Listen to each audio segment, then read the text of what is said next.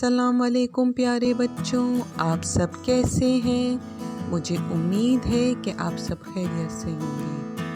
آج ہم روشنی اور اس کے ذرائع کے بارے میں پڑھیں گے اور سمجھیں گے۔ پیارے بچوں، کیا آپ کو معلوم ہے کہ روشنی حاصل کرنے کے 2 مختلف ذرائع ہیں؟ نمبر 1 قدرتی ذرائع، نمبر 2 مصنوعی ذرائع۔ قدرتی ذرائع، پیارے بچوں، اس میں ہم دیکھیں گے کہ ہمیں قدرت کی طرف سے وہ کون سے ذرائع ہیں جن کی وجہ سے روشنی حاصل ہوتی ہے۔ سورج، ستارے،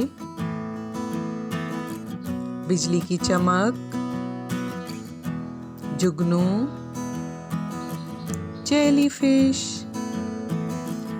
روشنی کے مصنوعی ذرائع، یہ وہ ذرائع ہیں جن کے ذریعے مصنوعی طریقے سے ہم روشنی حاصل کر سکتے ہیں۔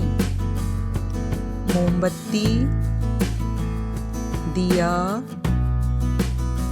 چراغ، مشعل، آگ، قندیل، لالٹین، ٹارچ، برقی کمکمے،